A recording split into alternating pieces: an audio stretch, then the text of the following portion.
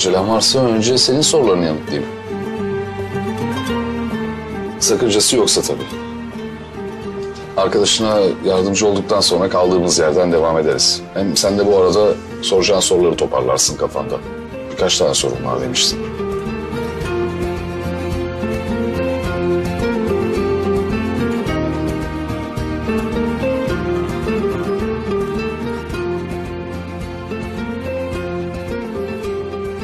Beni bir an önce başından savmaya mı çalışıyorsun sen?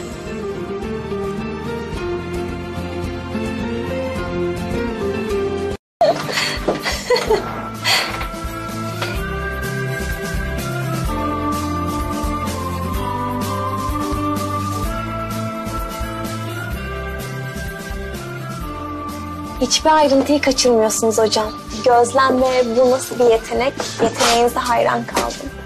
Yani ayrıntıları kaçırırsan ne iyi bir mimar olabilirsin ne de hayattan zevk alabilirsin.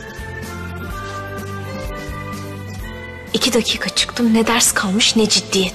Şunlara bak. Sohbet koyulaşmış, keyifler yerinde. Oh, iyi valla.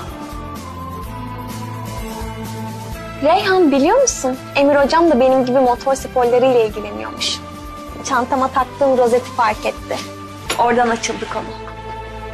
Hocam, ne çok ortak noktamız var sizinle. Düzelteyim. Motor sporlarıyla ilgileniyordum.